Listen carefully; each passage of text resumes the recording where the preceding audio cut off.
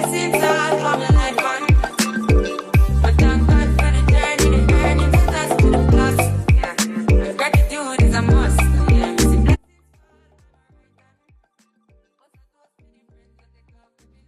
Hey y'all, it's your girl Ebony the Best. Guys, I hope you all enjoyed your weekend.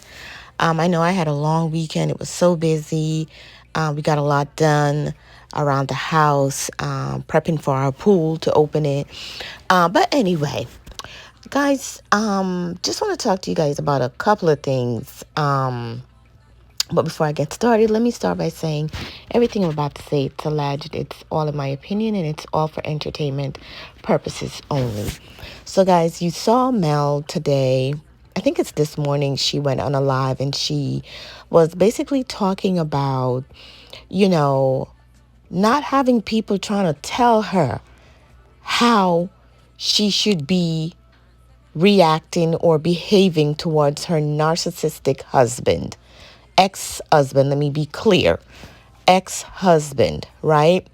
And I was loving that live because she laid it down like, finally, like, I know I communicate with y'all people, but y'all not gonna tell me how I'm supposed to deal with the situation, okay? Mel also posted some tweets, and I just want to talk. I'm gonna do another video where I talk about all these messages and the tweets that went out today. But more importantly, right now, I just want to talk about the live that she did tonight, and I think she spoke with Tea Talk with your girl. Shout out to her. And if you guys are not subscribed, go over there and subscribe to her channel. She was basically saying what I think every one of us was saying. Y'all need to stop, right? Enough is enough. Mind your own business and let the lady handle her business. And then there was a fan that came on and she literally put it together in perspective that, Carlos, you need to talk to someone who's familiar with DV.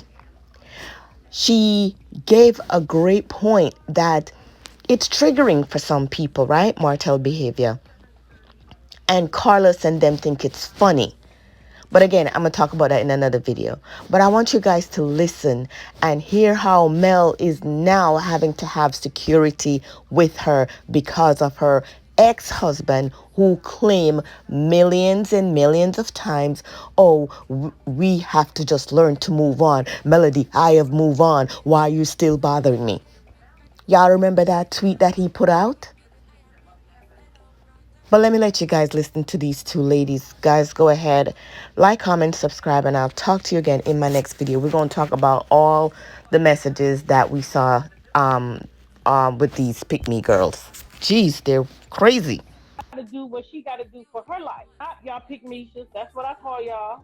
Things came from the silver, and she gonna do it her way. And for y'all in the chat being smart, talking about is she watching Row of the Night? Hell no, she not watching it. Why would she want to watch that? Are you watching? Then that's what you should be worried about. Don't worry about how she's doing her thing. Let this woman do her thing, okay? She been through enough.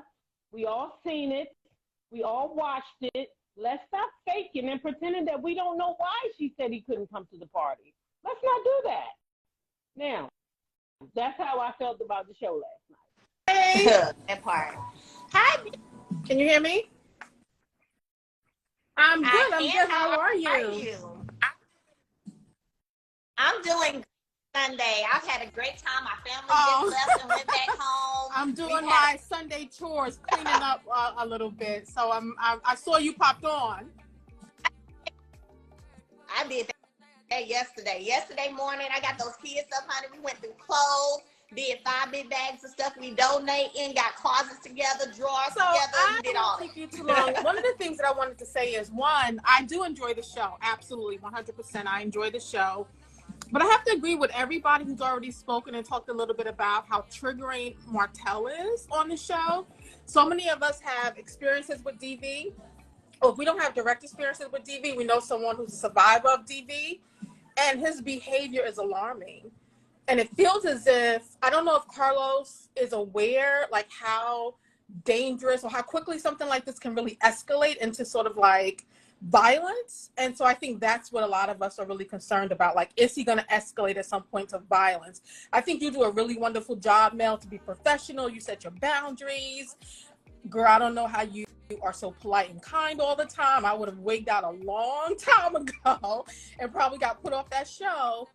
But it's just alarming. And I don't really understand why season after season after season, we all sort of go through this vicarious trauma watching you navigate and negotiate this narcissist. Like, he's dangerous as far as I'm concerned. And what happened this particular episode reminds me of the other episode. I don't know if you guys were technically divorced yet or you were just divorced, but he showed up at your new home. You had the babies with you and you guys got into this sort of back and forth in your driveway. Do you remember that scene? I was just like, oh my God. Like, where's security? Like, why didn't they stop him on the street and be like, no, you cannot do this? And I saw you were activated. I saw you trying to sort of, self-regulate yourself in that moment. And that's another kind of, so anyway, I say all of that to say, I adore the show. I love watching you, your babies. Oh my God, your babies. Love watching them. But I feel like Carlos needs to speak to a DV expert and get some kind of, counseling or some kind of support so he can really understand how to manage somebody like Martell. Because Martell, to me, is unhinged and dangerous, and I don't like it. But anyway, enough about him. Well, what I will say is I've had those type of conversations. And I'll be honest with you, even after this happened, because I didn't want any drama at my kid's birthday party. I wanted it to be fun. Everybody have a good time. Of course, a lot of my family came in town for the party. A lot of my village was there at the party. And that's not a fit because of everything, like you're saying, triggering and everything people know that has transpired. The energy would have been all the way off. Like, all the way off. You ain't just gonna be talking about people and doing things to people they love and think that they gonna smile in your face and skate with you for camera time. It's just not what it is. So I had already said, hey, not doing this, not going. I had a whole phone call before that, before the party started, when I realized what was going on. Like, no, y'all can leave, okay? Because I didn't want, and despite what people think, right, I didn't want drama. I didn't want it to turn into a Melody and Martell conversation and showdown at my kids' party. So I was saying, what are y'all doing? I said this is a no. You know what I'm saying? That's what it was. Right. I got into a real heated back and forth with some producers on the show. I did. Y'all don't see that because the cameras didn't get that. But I mean, I was going off. My mama had to calm me down and was like, Melody. And I was like, I don't give a damn. I'm doing this today. Because I wanted it to be a positive thing for all my family, my friends, and my kids. Like, I wanted it to be a good, positive thing. And sometimes it is a lot. I will say this though, after that incident, it did become where if I have to film or if certain people are around, that security needs to be there. And they made that happen. And that's wonderful. So I think, and I sort of assume that anyway.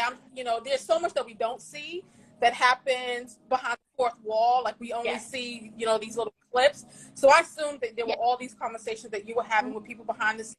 But even that feels to me wrong, because that, again, puts the onus and responsibility on you to manage somebody who's not being a responsible adult. So yeah, like, it's just wrong. And I hope Carlos will take the necessary and proper, I know you are, but I hope he also does it too, as somebody who's responsible for you all in this show. And then he meets with experts. He meets with people who can talk to him a little bit about what are some of the warning signs? What are some of the things that you need to be paying attention to? Do you need people who can be on set or be around when you know that there's a scene where the two of you need to film together, so that you guys have that extra support? Because it's just not okay. And the rates of violence against, DV in the Black community is higher than any other community. And so I feel like I want to see him take that more seriously, because many of us have very similar stories to you. and we're being re-traumatized. This is sort of vicarious trauma, sort of watching you kind of live through this with your ex, and it's awful. But the other thing I was thinking about, like when I saw you sitting at the table with your A team, I was like, this is the stuff we need to see. Like, we need to see Melanie being a boss. We need to see you in your element. We need to see the business side of you, the acumen. We saw that in the beginning when the show first launched, and we saw you sort of, making your $1 million deals, whatever the case may be. We need to see more of that. And I feel like having Martell on the show pulls you back into the drama of having to deal with your narcissistic ex-husband who can't get over the divorce. So, going to Dubai, watching you record your music, even the housing preservation stuff. So I got my PhD during the pandemic. I have a PhD in social work, but I've been interested in real estate for a really long time. I work with incarcerated and formerly incarcerated women. I'm interested in getting into that field. When I get my coins together, I want to take your class. It would be nice to see you working with your students and doing more of that kind of work, and maybe even you prepping for your class. Stuff that really highlights, one, how brilliant you are, because we already know it, but we want to see more of it. And having Martell around, I feel like is a distraction. So we love you, and I adore you. I appreciate that. Thank you so much. I can tell you, we'll see if it airs. I did film a scene where some of my students flew into town and came in, and we had a class. But I also filmed that a year ago that didn't make it. So we'll see if it makes it this year. I can say I'm trying to do my part of just continuing to be straight up and straightforward with what I'm doing, what I have going on, and I'm doing. But I'm not in the editing room, right? I'm not. So I don't get to choose that.